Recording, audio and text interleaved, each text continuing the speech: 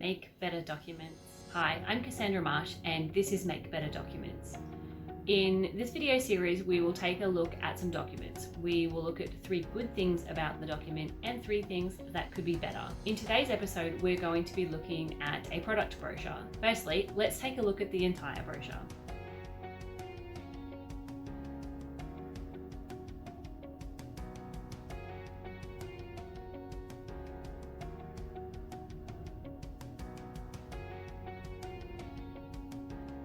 The first good thing I want to discuss about this brochure is that they've shown the sizing of their products. So if we can zoom in here, you can see that they've shown sort of the proportions of their products. These are their boards, and you can see that this particular one is 30 by 18 millimeters. And we can see how that kind of looks different in relation to their other products.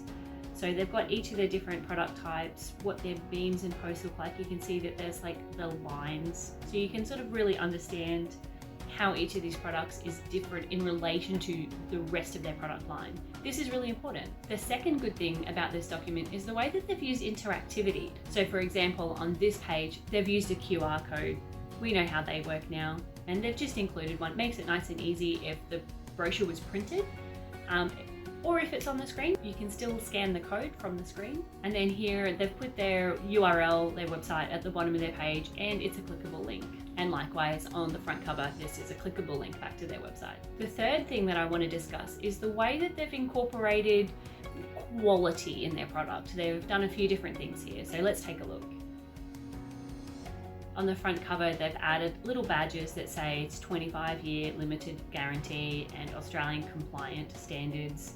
Just those little badges for the right person who knows what they mean will be that sense of quality, that assurance that these guys know what they're doing. Again, here's one of those 25-year limited guarantee badges. On this particular page, they actually have a copy of their barcode, so we can see what that looks like. And this will be a way that we know, like exactly like they've said here, that you're purchasing the genuine article. Another one of these icons to help us understand the quality of their product is just including the FSC logo, so we know that that's a mark of sustainability. And then here's just another one of the badges that they included for engineered timber and products. I'm sure if you know what that badge means, then you know what that badge means. It's just important to include any important badges for your industry, for your product, for your niche. Now let's discuss 3 things that could be better. The first thing that I want to discuss is not exactly about the brochure, it's about the logo specifically.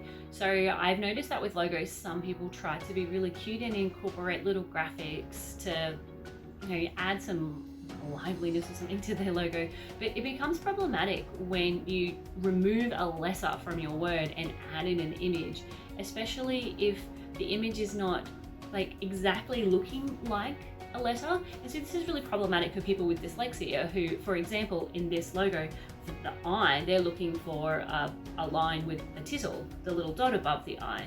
And in this particular logo, the triangle doesn't really look like an eye enough for most people to be able to read it. So it kind of just looks like it says Des Pine. Whereas this is an example where you can see where they have done the tittle is this interesting little shape, but we can still see it's an eye. We can still see it's the dot above the eye. So this second graphic inside their logo, fine, but this changing the eye to be a triangle is not fine. The next thing that could be better is to do with the swish. So it's beautiful that they've got the nice little swishy shape in there, but what they've kind of done wrong here is they've got a little bit of the white and the shadow showing here in the swoosh, and also the blue sort of above here. So when we zoom out, we can very much see that it is a horizontal box shape with the swish on top.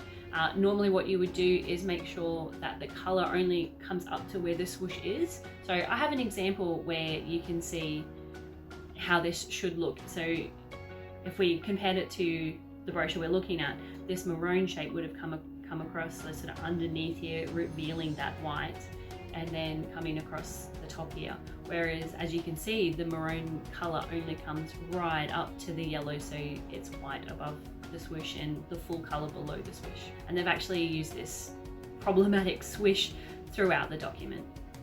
So it's on quite a few of the pages.